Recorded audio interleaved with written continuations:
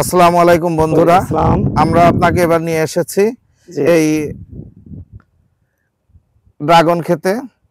বাংলাদেশের এখন বিদেশি ফল হলেও বাংলাদেশের এখন জনপ্রিয় এই ফল এখন এই ড্রাগন এবার বৃষ্টির স্বল্পতা এবং পানির স্বল্পতার কারণে একটু দেরিতেই আসছে, কিন্তু কৃষকরা এবার খুব সচেতন হওয়াতে এবার আমরা আশা করছি যে আমরা ইনশাল্লাহ আপনার ছোট ছোট যে ড্রাগন পাতলা চামড়ার এই ড্রাগনগুলো পাবো।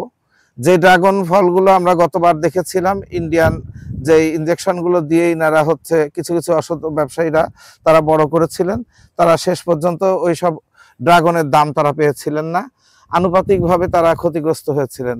এবার তারা সচেতন হয়েছেন। আমরা এই যে ফুল দেখতে পাচ্ছি ড্রাগনের, ইনশাল্লাহ আশা করা যাচ্ছে ঈদের পর থেকে এগুলো আমরা বাজারে পাবো। এই যে আমাদের এই কৃষকরা সাধারণত হচ্ছে করেন। আমি এখন আপনাদেরকে এই ঝিনাইদহ জেলার অন্তর্গত মহেশপুর থানার সামন্তর কাজিরবাড়ি ইউনিয়নে এই যে আমরা এসেছি আমাদের এই ভাইয়ের ভাই, আপনার নামটা কি ভাই? মোহাম্মদ তোফাজ্জল হোসেন। আমাদের তোফাজ্জল ভাইয়ের হচ্ছে এই ড্রাগন খেতে আমরা এসেছি। এখন মোটামুটি এই বৃষ্টি শুরু হয়েছে হালকা, ইনশাল্লাহ সুন্দর হবে। আচ্ছা ভাই, আপনাদের এলাকায় কত হেক্টর জমিতে এই ড্রাগনের চাষ হয়েছে? 30 বিঘা হতে পারে। মোট কথা 30-40 বিঘের উপরে আপনার এই কাজিরবাড়ি ইউনিয়নে ইনশাআল্লাহ আশেপাশের মাঠে 30-40 বিঘের উপরে। এই যে আমরা দেখছি ধুধু প্রান্তর এই পুরা মাঠ জুড়ে যা দেখছেন সব ড্রাগন আর ড্রাগন।